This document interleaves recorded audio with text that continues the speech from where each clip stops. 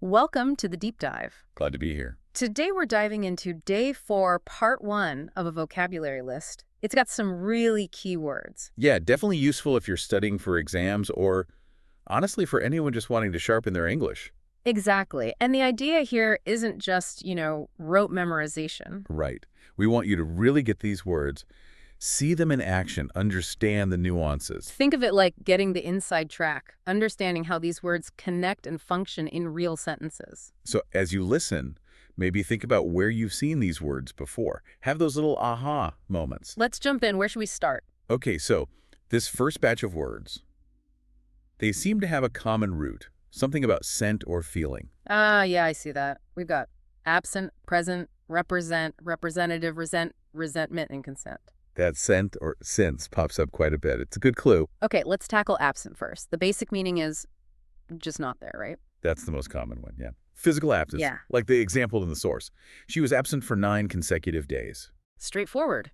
She wasn't at work or school for, 9 days in a row. And that word consecutive really nails it down. It wasn't sporadic, it was continuous. But absent isn't always physical, is it? It can be more conceptual. Exactly. Like the other example. Love was totally absent from his childhood. Oof.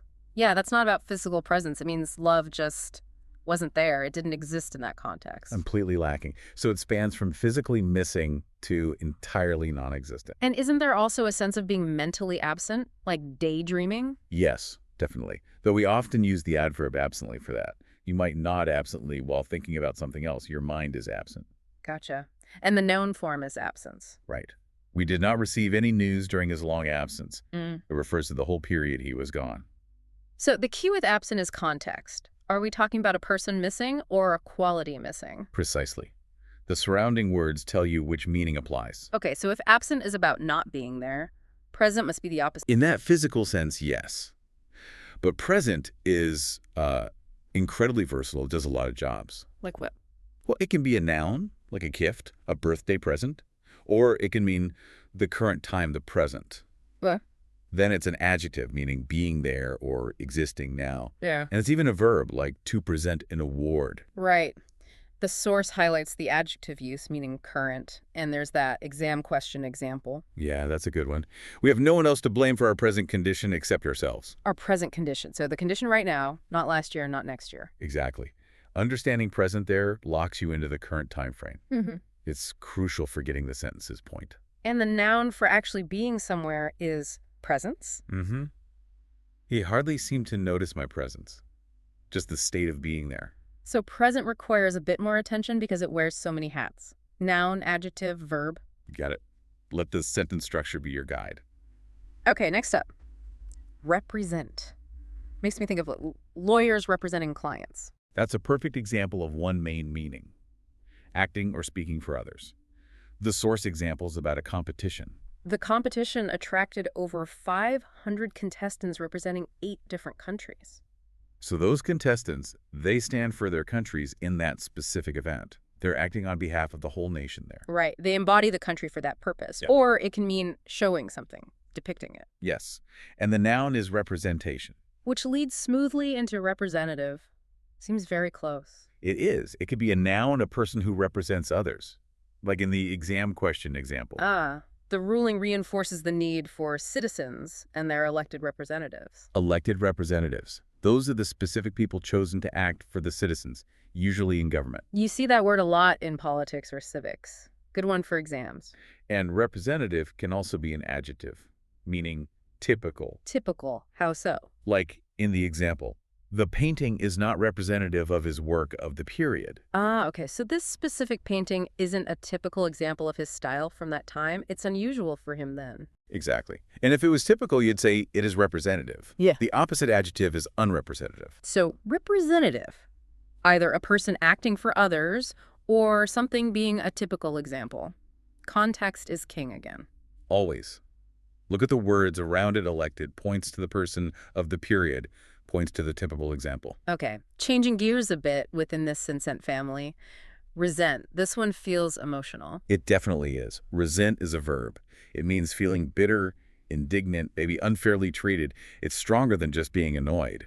The source gives 2 ways it's used. First, I deeply resented her criticism. So the bitterness is directed straight at her criticism. You feel it was unfair, harsh, whatever. Right. The object is the criticism itself. But the second one, she resented him making all the decision. See, that's different. The feeling isn't just aimed at him. No, it's aimed at the whole action, him making all the decisions. That's what she's bitter about. Exactly. It shows resent can take a noun phrase or a whole clause describing an action as its object.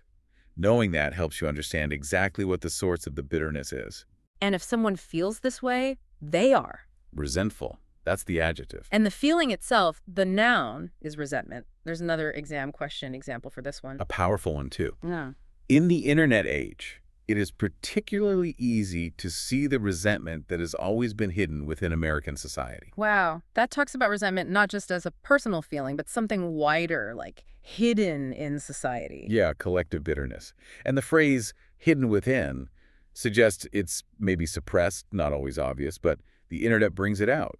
It shows the scope of the feeling. So resentment captures that specific bitter feeling, often linked to unfairness, and it can be personal or societal. Got it. It's a very precise emotional term. Okay, last one in this group. Consent. This feels more positive. Agreement. Yes, consent is all about giving permission or agreeing. It works as both a verb and a noun. The verb example. He reluctantly consented to the proposal. And notice that word reluctantly. It adds so much. He agreed, yes, but. He wasn't happy about it. He did it against his preference. That adverb changes everything. It really does. Shows the power of those little modifying words. And then the noun form, again from an exam question. There are lessons about informed patient consent to learn. Informed patient consent. That's a huge concept, especially in medicine and ethics. It's not just any agreement. It's agreement after being fully informed. The informed part is critical. Absolutely critical. It means the patient understands the risks, benefits, alternatives before they agree. So while consent means agreement, the kind of consent, like informed, often matters hugely. You really need to pay attention to the words paired with consent in fields like law or medicine. Definitely. Crucial for accurate understanding. Phew. Okay, that was the scent group. Quite a journey from physical presence to abstract feelings like resentment and formal agreements like consent. Thinking of them together, noticing that scent part, helps connect them, even with their different meanings, builds that mental network. And really focusing on how they work in sentences, what comes after resent, how consent is modified, that's direct reading skill practice. Couldn't agree more. It's about seeing the grammar and the context work together. All right, ready for the next cluster. This one seems built around sharp. Yep, we have sharp, its opposite blunt, then blunder, frank, and sincere. Let's start with sharp. Like present, it's got multiple meanings. The obvious one first. Pointy, thin edge. Be careful it has a sharp edge, like a knife. Or a pin. Very physical, very clear. But then it gets more abstract. Like his mind is as sharp as ever, meaning quick, intelligent. Exactly. Mentally agile, perceptive. Or sharp can mean clear and distinct, like a sharp photo. And it can also mean sudden or intense, right? Like a change? Yes. And the source gives the adverb sharply in that exam question. Starting around 2012, requests for the visas rose sharply. Rose sharply, so not a gentle increase, a steep, sudden climb. Right. The adverb sharply describes how it rose intensely, rapidly. So sharp often implies some kind of intense physical, mental, or related to change. Okay, so what's the opposite? Blunt. Physically, yes. A blunt object doesn't have a sharp edge. Yeah. Like the example. The police said he had been hit with a blunt instrument. Something heavy, dull-edged. But blunt has another meaning too, hasn't it? About speaking. Yes, it can mean direct, frank, maybe even tactless. Saying things plainly. And the source has that amazing example using both blunt and sharp, metaphorically. This is cool. It really is. It is an ambitious attempt to blunt the sharpest edges of globalization. Blunt the sharpest edges. Love that phrasing. They're not talking about metal edges here. Not at all. The sharpest edges of globalization, that means the most extreme, damaging, or intense negative effects, like maybe job losses or cultural clashes. Okay, the harsh realities. Right. And to blunt them, using the idea of making something less sharp means to reduce their intensity, make them less severe, less harmful. Wow, so you need both meanings of both words, the physical and the metaphorical, to really grasp that sentence. Exactly. It shows how vocabulary builds powerful images. Yeah. That kind of figurative language tests deeper understanding. Definitely tests more than just definitions. Yep. Okay, related to maybe not being sharp. Blunder. Sounds like a mistake. It is, but a specific type. A blunder is usually a careless, stupid, or significant mistake. often comes from not thinking or not knowing better. It's a noun and a verb. The noun example: she cast a sidelong glance at Eric to see if he had noticed her blunder, her slip-up, her mistake. Her careless error. And the verb: he had blundered in his handling of the affair, meaning he messed up badly in managing it.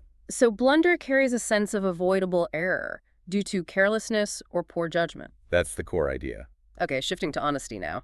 Frank. Frank means open, honest, direct in speech. Sometimes saying things that might be a bit uncomfortable, but are true. Like the phrase, "To be frank with you, I think your son has little chance of passing the exam." That, to be frank, sets it up. You're getting the unvarnished truth, even if it's tough news. And the source also had the adverb frankly in an exam context. Right. They frankly dislike the RSC's actors. Frankly dislike. It means they don't hide it. They honestly, openly dislike them. It adds directness. Yes. Frank and frankly are about direct, unhidden honesty in communication. And the last one, sincere. Also about honesty. Related, yes. But sincere is more about the genuineness of the feeling behind the words or actions, rather than just directness of speech. So not fake, not pretending, like, please accept our sincere thanks. Exactly. Sincere thanks means the thanks are genuine, heartfelt, truly meant.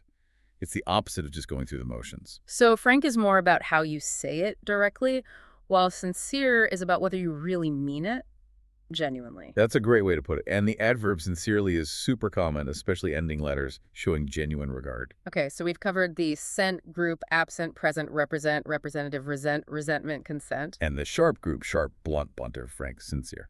Looking at them this way, in clusters, and especially digging into those examples, the exam questions, it makes them stick much better than a list. Absolutely. And the key takeaway isn't just the definition, it's how they work. How grammar shapes meaning. How context clarifies which sense of a word is used. Like with present or representative. Right. Or seeing how blunt and sharp can be used metaphorically. That's what builds real reading power. You start noticing these patterns everywhere. So the challenge for you listening is, try to spot these words this week. Yes, see them in action. In articles, in conversations, anywhere. Notice how they're being used. And maybe reflect on this final thought from us. Think about how powerful word choice is. How choosing resentment over simple anger, or using that metaphor like blunting the sharp edges, completely changes the nuance. How does paying attention to these specific choices deepen your understanding when you read or listen?